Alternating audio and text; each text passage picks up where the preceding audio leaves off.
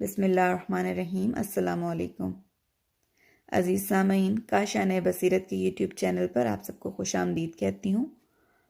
جیسا کہ ہم سب کتاب پڑھ رہے ہیں جناب فاطمہ زہرا اسلام کی مثالی خاتون، اور اس کے صفحہ نمبر 126 تک ہم پہنچ چکے ہیں۔ گزشتہ سیشن میں ہم بی بی فاطمہ زہرا کے فضائل و مناقب کا ذکر کر رہے تھے، اور ہم آگے اسی کو کنٹینیو کرتے ہیں صفحہ نمبر 126 سے۔ ہیڈنگ ہے فاطمہ اور علی کی سخت زندگی۔ ایک زمانے میں حضرت علی کی زندگی بہت سخت گزر رہی تھی۔ جناب فاطمہ اپنے والد بزرگوار کی خدمت میں حاضر ہوئیں۔ آپ نے دروازہ کھٹکھٹایا تو پیغمبر صلی اللہ علیہ وآلہ وسلم نے ام ایمن سے فرمایا، گویا زہرا دروازے پر ہے، دروازہ کھولو، دیکھو کون ہے۔ جب انہوں نے گھر کا دروازہ کھولا تو جناب فاطمہ علیہ السلام گھر کے اندر داخل ہوئیں، سلام کیا اور بابا کی خدمت میں بیٹھ گئیں۔ جناب رسول خدا نے فرمایا، بیٹی فاطمہ، تم اس وقت پہلے کبھی ہمارے گھر نہیں آیا کرتی تھی، کیا ہوا ہے؟ آپ نے عرض کی، یا رسول اللہ، ملائکہ کی غذا کیا ہے؟ آپ نے فرمایا، اللہ تعالیٰ کی حمد۔ عرض کیا، ابا جان، ہماری غذا کیا ہے؟ آپ نے فرمایا، خدا کی قسم، ایک مہینہ ہونے کو ہے آل محمد کے گھر میں آگ نہیں جلائی گئی۔ میری آنکھوں کا نور، آگے آؤ، میں تمہیں وہ 5 کلمات بتلاتا ہوں جو جبرائیل نے مجھے تعلیم دیے ہیں۔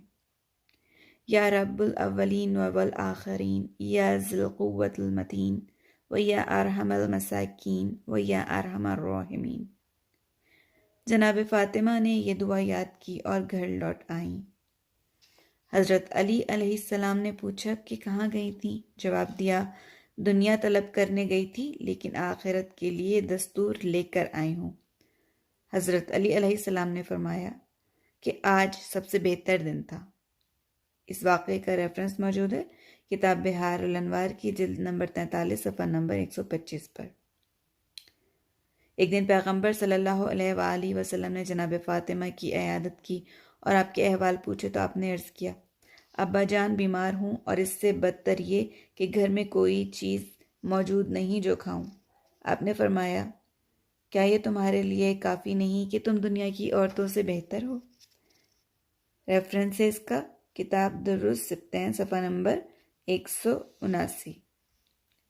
امام جعفر صادق علیہ السلام نے فرمایا کہ ایک دن جناب فاطمہ نے جناب رسول خدا صلی اللہ علیہ وآلہ وسلم کی خدمت میں عرض کیا کہ حضرت علی علیہ السلام کے پاس جو آتا ہے وہ فقراء میں تقسیم کر دیتے ہیں۔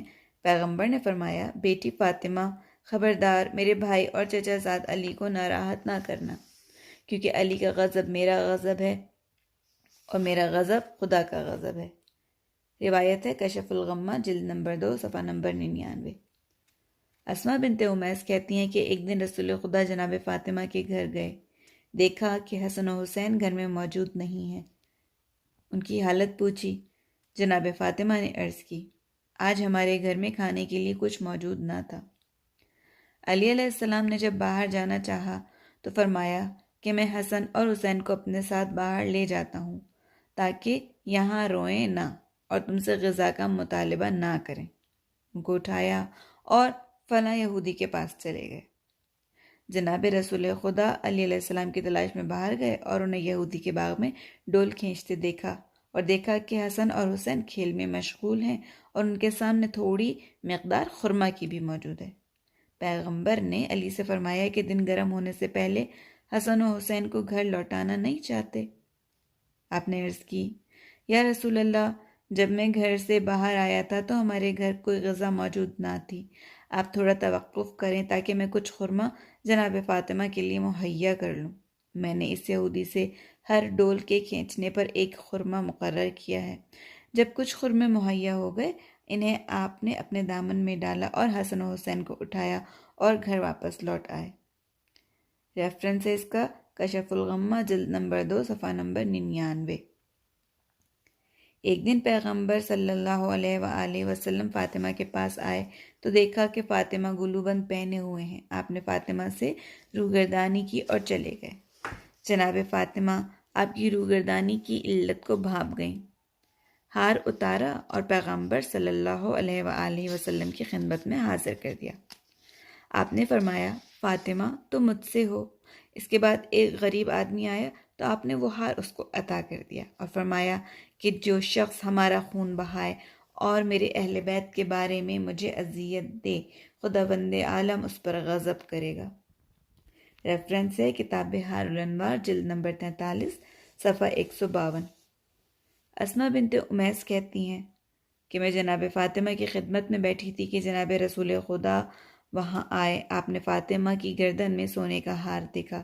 آپ نے فرمایا، فاطمہ، لوگوں کے اس کہنے پر کہ فاطمہ رسول کی دختر ہے مغرور نہ ہونا، جبکہ تم اس حالت میں ہو کہ ظالموں کا لباس تمہارے جسم پر ہو۔ جناب زہرا نے فوراً ہار کو اتار دیا اور فروخت کر دیا۔ اس کی قیمت سے ایک غلام خرید کر آزاد کر دیا۔ پیغمبر آپ کے اس کام سے بہت خوش ہوئے۔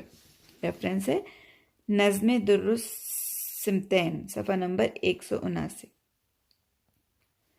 امام محمد باقر علیہ السلام نے فرمایا کہ پیغمبر کی عادت تھی کہ جب سفر کو جاتے تو آخری آدمی کہ جس سے وداع کرتے وہ فاطمہ ہوتی، اور جب سفر سے واپس آتے تھے تو پہلا انسان جس کا آپ دیدار کرتے تھے وہ فاطمہ ہوتی۔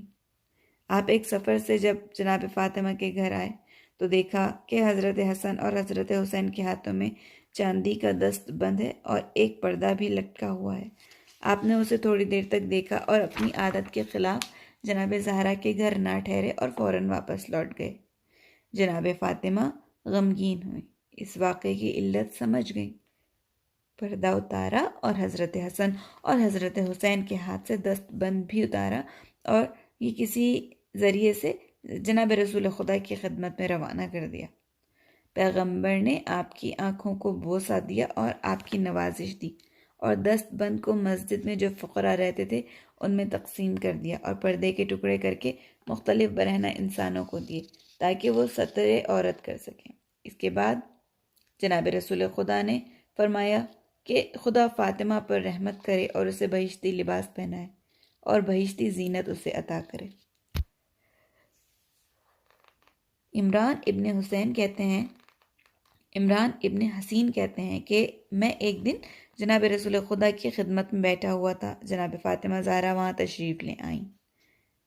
جب رسول خدا کی نگاہ آپ کے چہرے پر پڑی جو بھوک سے زرد ہو چکا تھا اور اس پر خون کے موجود ہونے کے آثار نظر نہیں آ رہے تھے، تو انہوں نے اپنے پاس بلایا اور اپنا دست مبارک جناب فاطمہ کے سینے پر رکھا اور فرمایا، اے وہ خدا جو بھوکوں کو زیر کرتا ہے اور ضعیفوں کو بلند کرتا ہے، فاطمہ محمد کی دختر کو بھوکا نہ رکھ۔ عمران کہتا ہے کہ پیغمبر کی دعا کی برکت سے جناب فاطمہ کے چہرے کی زردی ختم ہو گئی اور آپ کے چہرے پر خون دوڑنے کے آثار پیدا ہو گئے۔ کتاب کا ریفرنس ہے نظم درالسمتین صفحہ نمبر 191۔ اگلی ہیڈنگ ہے عملی دعوت۔ روایات اور تواریخ یہ گواہی دے رہی ہیں کہ اہل بیت کی فرد اول یعنی پیغمبر اسلام اور اسلام کی دوسری شخصیت علی ابن ابی طالب اور اسلام کی پہلی خاتون فاطمہ زہرا کی زندگی بہت سادہ بلکہ بہت سختی اور مشقت سے گزرتی تھی، اور اس پر بہت زیادہ تعجب بھی نہیں کیا جانا چاہیے، کیونکہ اس زمانے میں تمام مسلمانوں کی عمومی زندگی اچھی نہ تھی۔ اکثر مسلمان فقیر اور معاشرے سے محروم افراد ہوا کرتے تھے۔ وہ گروہ کہ جن کی ایک حد تک زندگی بری نہ تھی، وہ بھی دشمنوں کے خوف سے مجبور ہو گئے تھے اور اپنی تمام پونجی اور گھر بار مکہ چھوڑ کر مدینے میں ہجرت کر آئے تھے۔ مدینہ میں بھی اکثریت فقراء کی تھی، اور جو چند آدمی جن کی وضع کسی حد تک اچھی تھی وہ بھی مجبور تھے کہ ان مسلمانوں سے جو مکہ چھوڑ کر ہجرت کر آئے تھے ہمدردی اور مالی مواسات بجا لائیں اور اپنی قدرت کے مطابق ان کی مدد اور مساعدت کریں۔ اور دوسری طرف وہ زمانہ اسلام کا بحرانی زمانہ تھا۔ مسلمان ہر وقت جنگ کے لیے تیار رہتے تھے اور اکثر اوقات جنگ اور دفاع میں مشغول رہتے تھے، اسی وجہ سے اپنی اقتصادی اوضاع کو قوی نہیں کر سکتے تھے۔ ان حالات میں کیا پیغمبر اور علی و فاطمہ کے لیے مناسب اور ممکن تھا کہ وہ اپنے لیے اچھی زندگی فراہم کریں اور فقراء اور بیچاروں سے ہمدردی نہ کریں؟ اگرچہ پیغمبر اور حضرت علی خود کام کیا کرتے تھے اور اسی ذریعہ سے ان کے پاس مشروع اور جائز دولت بھی اکٹھی ہو جاتی تھی اور جنگ کی غنیمت سے بھی انہیں حصہ ملتا تھا، اور اگر چاہتے تو اچھی زندگی گزار سکتے تھے، لیکن کیا یہ ممکن تھا کہ پیغمبر صلی اللہ علیہ وآلہ وسلم اور ان کے داماد اور ان کی بیٹی تو آرام سے زندگی گزاریں، لیکن مکی مدینے کے فقراء کی فریادیں بلند ہوں؟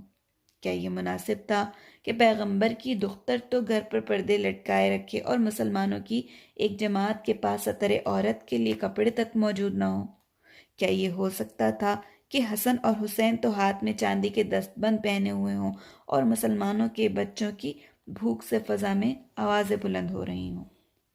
قاعدتاً اگر اسلام کا پہلا شخص اور اہل بیت گرامی دوسرے مسلمانوں سے مواسات نہ کرتے تو کیا ممکن ہوتا کہ مسلمانوں کے مستضعف گروہ کو صدر اسلام میں، جو ابھی اچھی طرح پیغمبری اور وحی کے معانی کو درک نہیں کرتے تھے اور ان کی عقلیں صرف ان کی آنکھوں تک محدود تھیں، حاضر کیا جاتا کہ وہ میدان جہاد میں فداکاری کریں اور اپنی جان کو قربان کریں؟ اسلام کی پیش رفت اور اس کے معنوی نفوذ کی ایک علت یہ بھی تھی کہ جو حضرت سے سنتے تھے اسے عملی طور سے بھی رفتار و گفتار اور زندگی فردہ اور خانوادے کی زندگی میں بھی مشاہدہ کرتے تھے۔ اسی عملی دعوت کی وجہ سے وہ اسلام اور جام بازی کی طرف مائل ہوا کرتے تھے۔ اگلی ہیڈنگ ہے حضرت زہرا کی عصمت۔ لغت میں لفظ معصوم کے معنی محفوظ اور ممنوع کے ہیں۔ اصطلاح میں معصوم اس شخص کو کہا جاتا ہے جو غلطی، اشتباہ اور گناہوں سے امان میں ہو اور محفوظ ہو۔ معصوم اسے کہتے ہیں کہ اس کی بصیرت کی آنکھ ایسی ہو کہ عالم کے حقائق کا مشاہدہ کر رہی ہو، اور اس ارتباط اور اتصال کی وجہ سے جو اسے عالم ملکوت سے ہے اور غیبی تائیدات سے گناہ اور نافرمانی نہ کرے، اور اس کے وجود مقدس میں غلطی اور اشتباہ اور سرکشی اور عصیان گزر نہ کر سکے۔ عصمت کا بلند و بالا رتبہ اور مقام دلائل عقلی اور نقلی براہین سے پیغمبروں کے لیے تو ثابت ہو چکا ہے۔ شیعہ امامیہ کا عقیدہ ہے کہ ہمارے پیغمبر کے حقیقی جانشین اور خلفاء اور 12 اماموں کو بھی معصوم ہونا چاہیے، اور ان کے پاس ان بزرگوں کی عظمت کے لیے دلائل اور براہین بھی موجود ہیں۔ اگر ہم ان کا ذکر یہاں شروع کر دیں تو اصل مقصد سے ہٹ جائیں گے۔ شیعہ امامیہ پیغمبروں کی عصمت کے علاوہ حضرت زہرا کو بھی گناہوں اور نافرمانی سے معصوم جانتے ہیں، اور آپ کی عصمت کے ثبوت کے لیے بہت سی دلیلیں پیش کی جا سکتی ہیں۔ بعض کو یہاں ذکر کیا جاتا ہے۔ پہلی دلیل، اس آیت سے تمسک کر کے آپ کی عصمت کو ثابت کیا جا سکتا ہے کہ انما یرید اللہ لیذھب عنکم الرجس اہل البیت ویطہرکم تطہیرا۔ ریفرنس ہے سورہ احزاب آیت نمبر 34۔ آیت کا ترجمہ اس طرح کیا گیا ہے کہ خدا چاہتا ہے کہ ناپاکی اور آلودگی کو تم اہل بیت سے دور کر دے اور کاملاً تمہیں پاکیزہ اور طاہر کر دے۔ شیعہ اور سنی نے بہت زیادہ احادیث نقل کی ہیں جو دلالت کرتی ہیں کہ یہ آیت پیغمبر اور علی و فاطمہ و حسن و حسین کی شان میں نازل ہوئی ہے۔ جناب عائشہ فرماتی ہیں کہ ایک دن جناب پیغمبر صلی اللہ علیہ وآلہ وسلم اپنے کاندھے پر سیاہ پشم کا بنا ہوا کپڑا ڈالے گھر سے باہر نکلے۔ اس کے بعد حسن و حسین اور فاطمہ اور علی کو اس کپڑے اور چادر کے درمیان لیا اور فرمایا انما یرید اللہ لیذھب عنکم الرجس اہل البیت۔ ریفرنس ہے اس بات کا ینابیع المودہ صفحہ نمبر 124۔ اس کے علاوہ در المنثور جلد نمبر 5 صفحہ نمبر 198۔ جناب ام سلمہ فرماتی ہیں کہ ایک دن جناب فاطمہ ایک ظروف میں حریر ایک طرح کا حلوہ ہے، لے کر جناب رسول خدا کی خدمت میں حاضر ہوئیں۔ پیغمبر نے فرمایا کہ علی اور حسن و حسین کو بھی بلاؤ۔ جب یہ تمام حضرات رسول خدا کی خدمت میں حاضر ہوئے اور غذا کھانے میں مشغول ہوئے تو یہ آیت نازل ہوئی۔ اس کے بعد پیغمبر نے خیبری چادر ان کے سر پر ڈالی اور 3 مرتبہ فرمایا کہ اے میرے خدا، یہ میرے اہل بیت ہیں، آلودگی کو ان سے زائل کر دے اور پاکیزہ بنا دے۔ اس بات کا ریفرنس موجود ہے ینابیع المودہ صفحہ نمبر 125 اور در المنصور جلد نمبر 5 صفحہ نمبر 198۔ عمر بن ابی سلمہ کہتے ہیں کہ یہ آیت انما یرید اللہ جناب ام سلمہ کے گھر میں نازل ہوئی۔ بس پیغمبر اکرم نے حضرت علی اور حضرت فاطمہ اور حضرت امام حسن و حسین علیہم السلام کو اپنے پاس بلایا اور چادر ان کے سر پر ڈالی اور فرمایا، اے میرے خدا، یہ میرے اہل بیت ہیں، آلودگی کو ان سے زائل کر دے اور ان کو اس طرح پاک و پاکیزہ فرما جو حق ہے۔ جناب ام سلمہ نے عرض کی، یا رسول اللہ، میں بھی ان کے ساتھ ہوں، یعنی اہل بیت میں داخل ہوں۔ آپ نے جواب دیا کہ تم بھی اچھائی پر ہو۔ اس بات کا ریفرنس موجود ہے ینابیع المودہ صفحہ نمبر 125۔ واصلہ ابن اسقع کہتے ہیں کہ ایک دن پیغمبر جناب فاطمہ کے گھر تشریف لے گئے۔ علی و فاطمہ کو سامنے بٹھایا اور حسن و حسین کو زانوں پر، اس کے بعد ان کے سروں پر چادر ڈال کر فرمایا، اے میرے خدا، یہ میرے اہل بیت ہیں، آلودگی کو ان سے زائل کر دے۔ ریفرنس ینابیع المودہ صفحہ نمبر 125 اور در منصور جلد نمبر 5 صفحہ نمبر 199۔ خلاصہ، رسول خدا کے اصحاب کی ایک جماعت جیسے کہ جناب عائشہ، ام سلمہ، معقل بن یسار، ابی الحمرا، انس بن مالک، سعد بن ابی وقاص، واصلہ ابن اسقع، حسن ابن علی، علی ابن ابی طالب، ابو سعید خضری، زینب ابن عباس اور ان کے علاوہ ایک اور جماعت نے اسی سے ملتی جلتی روایت اس آیت کی شان کی نزول میں نقل کی ہیں۔ شیعہ اور سنی علماء جیسے کہ جلال الدین سیوطی نے در المنصور اور سلیمان بن براہیم قندوزی نے ینابیع المودہ اور دوسرے سنی علماء نے ان روایات کو اپنی کتابوں میں نقل کیا ہے۔ ان روایات سے معلوم ہوتا ہے کہ پیغمبر اس آیت کے نازل ہونے کے بعد متعدد مقامات پر اور ان میں سے خود جناب فاطمہ اور جناب ام سلمہ کے گھر اپنی ابا علی و فاطمہ و حسن و حسین کے سر پر ڈالتے اور اس آیت کی تلاوت فرماتے تھے اور فرماتے تھے کہ اے خدا، جو اشخاص میری ابا کے نیچے موجود ہیں یہی میرے اہل بیت ہیں، آلودگی کو ان سے دور فرما۔ رسول خدا اس قسم کا عمل اس لیے انجام دیتے تھے تاکہ اہل بیت کی شناخت ہو جائے اور یہ موضوع پایۂ ثبوت کو پہنچ جائے، یہاں تک کہ 6 ماہ اور بعض روایات کی بنا پر 7 اور بعض دوسری روایات کی بنا پر 8 مہینے تک آپ کی یہ عادت تھی کہ آپ صبح کے وقت جب نماز کے لیے جاتے اور حضرت فاطمہ علیہ السلام کے گھر سے گزرتے تو ٹھہر جاتے اور یہ آیت تلاوت فرماتے۔ یہ ریفرنس اس بات کا ہے کشف الغمہ جلد نمبر 2 صفحہ نمبر 83۔ رسول خدا ان موارد اور مواقع پر اپنی چادر علی و فاطمہ اور حسن و حسین علیہم السلام کے سر پر ڈالتے اور یہی آیت تلاوت فرماتے تاکہ اس سے غلط مطلب لینے کی کسی کو گنجائش نہ رہے کہ کوئی دعویٰ کرے کہ میں بھی اہل بیت کا مصداق اور فرد ہوں۔ آپ اس مطلب کو اتنی اہمیت دیتے تھے کہ جب ام سلمہ نے ابا کے اندر داخل ہونا چاہا تو آپ نے چادر ان کے ہاتھ سے کھینچ لی اور فرمایا کہ تم نیکی پر ہو۔ ایک زمانے تک صبح کے وقت جب آپ نماز کے لیے تشریف لے جاتے تو فاطمہ کے گھر میں رہنے والوں کو خطاب کرتے ہوئے یہ آیت تلاوت فرماتے تاکہ لوگ سن لیں اور اس کے بعد انکار نہ کر سکیں۔ علی اور حسن و حسین کو بھی متعدد مقامات پر اور صحابہ کے روبرو فرمایا کرتے تھے کہ یہ آیت ہمارے حق میں نازل ہوئی ہے، اور کسی وقت بھی اس کا کسی نے انکار نہیں کیا۔ اس آیت کے مطابق خداوند عالم فرماتا ہے کہ خدا نے ارادہ کیا ہے کہ تم اہل بیت کو آلودگی اور رجس سے منزہ قرار دے، اس رجس سے مراد ظاہری نجاست نہیں ہے، کیونکہ اس کا دور کرنا اہل بیت کے ساتھ مخصوص نہیں ہے، بلکہ تمام مسلمان مکلف ہیں کہ وہ اپنے آپ سے ظاہری نجاست کو دور رکھیں اور اس سے پرہیز کریں۔ اس کے علاوہ اگر ظاہری نجاست مراد ہوتی تو اس کے لیے اتنے اہتمام اور تکلف کی ضرورت نہ تھی، اور نہ ہی پیغمبر کو دعا کی ضرورت تھی۔ مطلب اتنا مبہم نہیں تھا کہ سلمہ اس کا مصداق ہونے کی خواہش کرتی اور رسول خدا اس سے مانے ہوتے۔ اس سے معلوم ہو جائے گا کہ مراد اس آیت میں ظاہری نجاست اور آلودگی نہیں ہے، بلکہ اس سے مراد اور مقصود باطنی آلودگی یعنی گناہ اور اللہ تعالیٰ کی نافرمانی ہے۔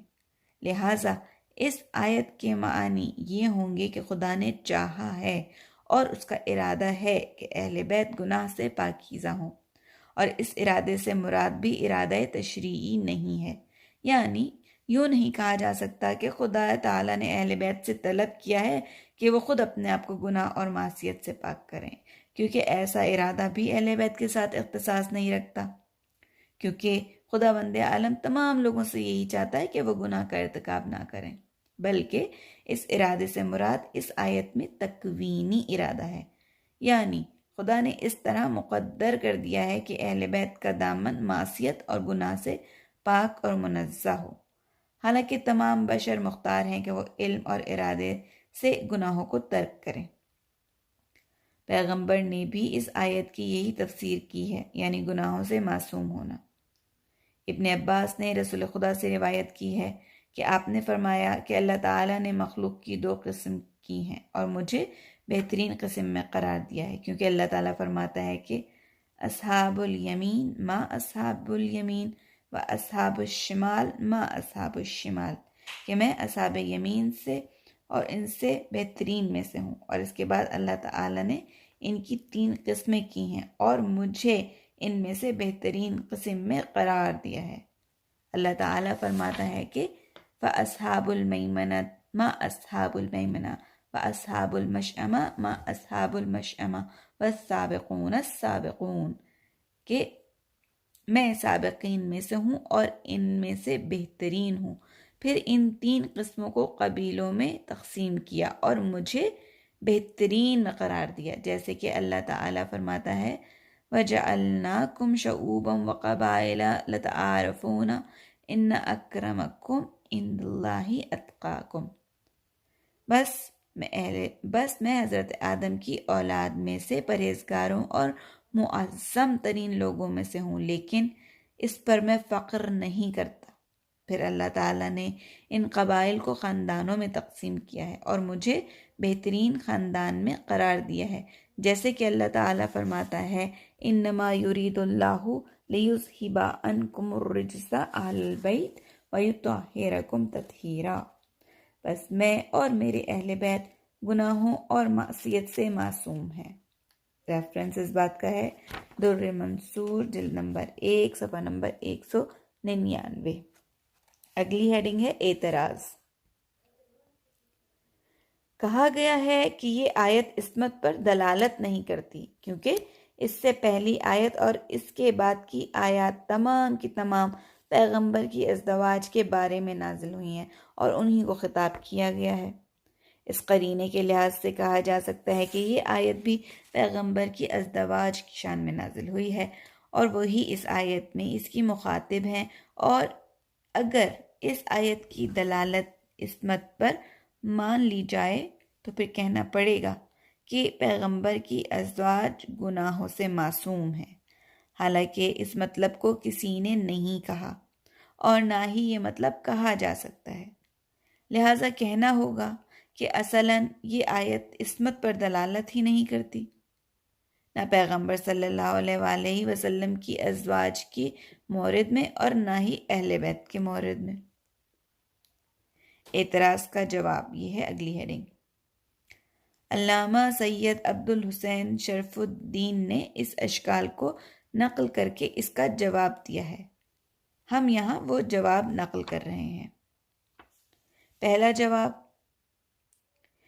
جواب یہ ہے کہ جو احتمال اعتراض میں دیا گیا ہے وہ نص اور صریح روایات کے خلاف ہے اور یہ ایک ایسا اجتہاد ہے کہ جو نصوص اور روایات کے خلاف ہے، کیونکہ روایات حد تواتر تک موجود ہیں کہ جن سے ظاہر ہوتا ہے کہ یہ آیت حضرت علی و فاطمہ و حسن و حسین کی شان میں نازل ہوئی ہے، اور یہ آیت انہی سے مخصوص ہے، یہاں تک کہ جب جناب ام سلمہ نے چاہا کہ چادر کے اندر داخل ہو جائیں تو پیغمبر نے انہیں سختی سے روک دیا۔ دوسرا جواب یہ ہے کہ اگر یہ آیت پیغمبر کی ازواج کے حق میں نازل ہوتی تو پھر چاہیے تھا کہ صیغہ مؤنث حاضر کا استعمال کیا جاتا، اور پھر آیت ایسے ہوتی: انما یرید اللہ لیذہب عنکم کی جگہ انکا نہ ہوتا، اور جمع مذکر کا صیغہ جو موجودہ آیت میں ہے نہ لایا جاتا۔ تیسرا جواب یہ ہے کہ عربی فصیح زبان میں عربوں کے درمیان یہ رواج عام ہے کہ وہ ایک مطلب کے درمیان جملہ معترضہ لایا کرتے ہیں، لہٰذا کیا حرج ہے کہ اللہ تعالیٰ نے اس آیت کو جو اہل بیت سے مخصوص ہے ازواج پیغمبر کے ذکر کے درمیان ذکر کر دیا ہو، تاکہ اہل بیت کے موضوع کی اہمیت واضح ہو جائے، اور اس نقطے کی طرف توجہ دلاتی ہوں کہ چونکہ پیغمبر کے اہل بیت گناہوں سے معصوم ہیں، کسی کو اس مقام کے حاصل کرنے کی کوشش نہیں کرنی چاہیے، یہاں تک کہ پیغمبر صلی اللہ علیہ وآلہ وسلم کی ازواج مطہرات بھی اس مقام کے حاصل کرنے کا حق نہیں رکھتی۔ چوتھا جواب یہ ہے کہ باوجود یہ کہ قرآن مجید میں تحریف واقع نہیں ہوئی اور قرآن مجید کی آیات میں کمی زیادتی نہیں ہوئی، لیکن یہ مطلب تمام کے نزدیک مسلم نہیں ہے کہ قرآن کی تدوین اور جمع کرنے کے وقت ان تمام آیات اور صورتوں کو بعین ہی ویسے ہی رکھا گیا ہے جس ترتیب سے نازل ہوئی تھیں۔ مثلا کوئی بعید نہیں کہ اس آیت کو جو اہل بیت کے بارے میں نازل ہوئی ہے ایک علیحدہ جگہ نازل ہوئی ہو، لیکن قرآن جمع کرنے کے وقت اس کو ان آیات کے درمیان رکھ دیا ہو، اور جو پیغمبر کی ازدواج کے بارے میں نازل ہوئی ہیں۔ ریفرنس ہے اس بات کا کتاب کلمۃ الغراء فی تفصیل الزہرا، مؤلف ہیں سید عبدالحسین شرف الدین، صفحہ نمبر 212۔ اگلی ہیڈنگ ہے دوسری دلیل۔ جناب رسول خدا صلی اللہ علیہ وآلہ وسلم نے جناب فاطمہ سے فرمایا تھا کہ فاطمہ، خدا تیرے غضبناک ہونے پر غضبناک ہوتا ہے اور تیری خوشنودی پر خوش ہوتا ہے۔ اس حدیث کو شیعہ اور سنیوں نے نقل کیا ہے، اور اس حدیث کو دونوں قبول کرتے ہیں۔ اس حدیث کے مطابق جس جگہ فاطمہ غضبناک ہوں گی خدا بھی غضبناک ہوگا، اور فاطمہ خوشنود ہوں گی تو خدا بھی راضی و خوشنود ہوگا، اور یہ امر مسلم ہے کہ خدا واقع اور حق کے مطابق راضی اور غضبناک ہوتا ہے، اور کبھی بھی برے یا خلاف حق کام کرنے پر راضی اور خوشنود نہیں ہوتا، اگرچہ دوسرے اس پر راضی اور خوشنود ہی کیوں نہ ہوں، اور کبھی بھی اچھے کاموں اور حق کے مطابق اعمال پر غضبناک نہیں ہوتا، اگرچہ دوسرے لوگ اس پر غضبناک ہی کیوں نہ ہوتے ہوں۔ ان دو چیزوں کا لازمہ یہ ہوگا کہ جناب فاطمہ گناہ اور خطا سے معصوم ہوں، کیونکہ اگر معصوم ہوئی تو آپ کا غضب اور رضا شریعت کے میزان کے مطابق ہوگی، اور کبھی بھی اللہ تعالیٰ کی رضا کے خلاف راضی نہ ہوں گی، اور کبھی بھی نیک اور حق کاموں سے غضبناک نہ ہوں گی۔ اس صورت میں یہ کہا جا سکتا ہے کہ اگر فاطمہ غضب کرے تو خدا غضب کرتا ہے، اور اگر وہ خوشنود ہو تو خدا خوشنود ہوتا ہے۔ بخلاف اگر گناہ اور خطا آپ کے حق میں جائز قرار دیا جائے تو بطور کلی یہ نہیں کہا جا سکتا کہ فاطمہ کے غضب سے خدا غضبناک ہوتا ہے اور ان کی خوشنودی سے خدا خوشنود ہوتا ہے۔ اس مطلب کو ایک مثال دے کر واضح کر دوں۔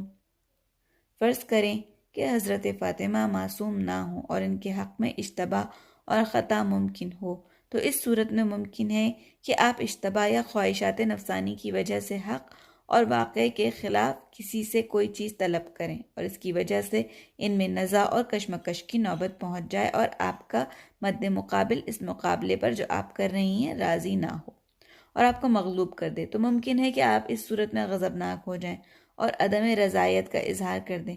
تو کیا اس فرض اور صورت میں یہ کہنا درست ہوگا کہ چونکہ فاطمہ اس شخص پر غضبناک ہیں لہٰذا اللہ بھی اس پر غضبناک ہے، گرچہ حق اسی مد مقابل کے ساتھ ہے؟ ایسا بالکل نہیں ہو سکتا، اور نہ ہی ایسے برے کام کو اللہ کی طرف نسبت دی جا سکتی ہے۔ ایک دوسری روایت سے بھی جناب فاطمہ کی عصمت کو ثابت کیا جا سکتا ہے کہ جس میں پیغمبر صلی اللہ علیہ وآلہ وسلم نے فرمایا کہ فاطمہ میرے جسم کا ٹکڑا ہے، جو بھی اسے غضبناک کرے اس نے مجھے غضبناک کیا۔ ریفرنس ہے صحیح بخاری جلد نمبر 2 صفحہ نمبر 302۔ یہ حدیث بھی شیعہ اور سنی کتابوں میں موجود ہے اور تمام مسلمان اس حدیث کو حتیٰ کہ جناب عمر اور ابو بکر بھی صحیح تسلیم کرتے ہیں۔ سابقہ بیان کو جب اس حدیث کے پیرائے میں دیکھا جاتا ہے تو اس سے بھی حضرت زہرا کی عصمت پر دلالت ہو جاتی ہے، کیونکہ پیغمبر گناہ اور خطا اور خواہشات نفسانی سے معصوم ہے۔ آپ اس کام پر غضبناک ہوتے ہیں، آپ اس کام پر غضبناک ہوتے ہیں جو اللہ تعالیٰ کے نزدیک مبغوض ہوتا ہے، اور اس چیز سے راضی ہوتے ہیں جس پر اللہ تعالیٰ راضی ہوتا ہے۔ اس صورت میں کہا جا سکتا ہے کہ فاطمہ معصوم اور گناہ اور خطا کا احتمال ان کے حق میں جائز نہیں ہے۔ ایک اور دلیل جو حضرت زہرا کی عصمت کو ثابت کرتی ہے وہ حدیث ہے جو امام صادق نے نقل فرمائی ہے۔ آپ فرماتے ہیں کہ آپ کا نام زہرا اس لیے رکھا گیا ہے کہ آپ کے وجود میں شر اور برائی کو کوئی راستہ نہیں ہے۔ عزیز سامعین، یہاں ہم اپنی گفتگو کو روکتے ہیں۔ ہم صفحہ نمبر 143 تک پہنچ چکے ہیں، اور انشاءاللہ اگلے سیشن میں اگلی ہیڈنگ آپ کے سامنے پڑھوں گی کہ جو ہے عورت جناب زہرا کی نظر میں۔ جب تک کے لیے اجازت دیجیے۔ السلام علیکم ورحمۃ اللہ وبرکاتہ۔